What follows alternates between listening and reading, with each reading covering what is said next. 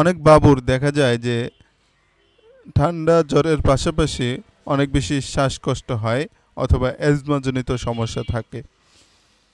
তো এই অ্যাজমা অথবা শ্বাসকষ্ট দূর করার জন্য ডাক্তাররা কী ধরনের মেডিসিন সাজেস্ট করে থাকে বা প্রেসক্রাইব করে থাকে সেটা সম্পর্কে আমাদের আজকের আলোচনা।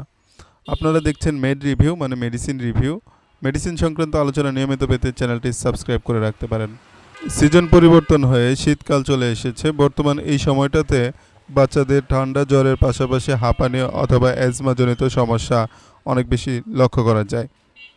তো সাধারণত ডাক্তাররা যে ওষুধটা সবচেয়ে বেশি প্রেসক্রাইব করে থাকে তা হচ্ছে ক্যাটোটোফেন জাতীয় সিরাপ এবং মন্টিলোকাস জাতীয় ঔষধ।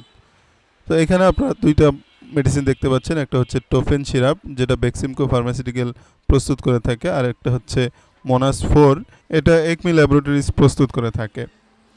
তো আপনার বাচ্চার যদি এরকম ঠান্ডা জ্বরের পাশাপাশি শ্বাসকষ্ট, হাঁপানি অথবা অ্যাজমাজনিত সমস্যা দেখা দেয় তাহলে আপনারা এই দুইটা মেডিসিন খাওয়াতে পারেন। ইনশাল্লাহ বাচ্চা অচিরেই সুস্থ হয়ে উঠবে। তো এখন এগুলো খাওয়ার নিয়ম সম্পর্কে একটু বলে দেওয়ার দরকার।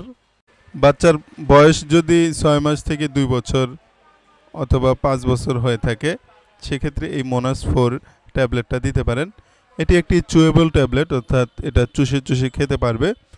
তো এটা দিনে একবার দিতে হবে, বিশেষ করে রাত্রেবেলা দিলে সবচেয়ে ভালো হয়। আর যদি বাচ্চার বয়স 5 বছর থেকে 8 বছর হয় সেক্ষেত্রে মোনাস 5 দিতে পারেন, সেটাও দিনে একবেলা অর্থাৎ রাতের বেলা খেতে হবে।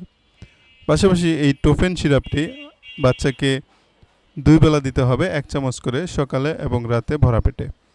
পাশাপাশি যদি বাচ্চার বয়স ওই যে 6 মাস থেকে 5 বছর অথবা 5 বছর থেকে 8 বছর হয় তাতে কোনো সমস্যা নেই, সবারই একই ডোজ, সকালবেলা 1 চামচ এবং রাতের বেলা 1 চামচ।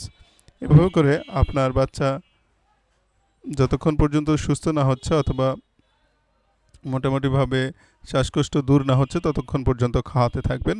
ইনশাল্লাহ সুস্থতা ফিরে আসবে অচিরেই।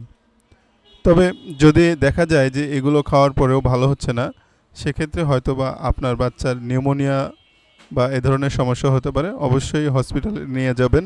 একজন শিশু বিশেষজ্ঞ ডাক্তারের পরামর্শ অনুযায়ী হয়তোবা তাকে এক্সরে করে নেবুলাইজার গ্যাস দেওয়ার প্রয়োজন হতে পারে। তাই যদি এইসব ওষুধ খেয়ে ভালো না হয় তাহলে অচিরেই যত দ্রুত সম্ভব ডাক্তারের কাছে নিয়ে যাবেন। ভিডিও শেষ করার আগে বলবো, যে কোনো ঔষধ গ্রহণ করার পূর্বে অবশ্যই একজন বিশেষজ্ঞ ডাক্তারের পরামর্শ অনুযায়ী ঔষধ সেবন করাবেন। কারণ আপনার বাচ্চা বা আপনার অসুস্থতার পরিমাণের উপর ভিত্তি করে ডাক্তারগণ আপনার ডোজ নির্ধারণ করে দেবেন। সেজন্য অবশ্যই একজন বিশেষজ্ঞ ডাক্তার দেখানো খুবই জরুরি। আজকে ভিডিও এখানেই শেষ করতে চাচ্ছি। আশা করছি আমাদের আজকের আলোচনা আপনাদের কাছে ভালো লাগবে। ভালো লাগলে অবশ্যই লাইক, কমেন্ট, শেয়ার এবং সাবস্ক্রাইব করতে একদমই ভুলবেন না। দেখা হবে আবারও ইনশাআল্লাহ। আল্লাহ হাফিজ।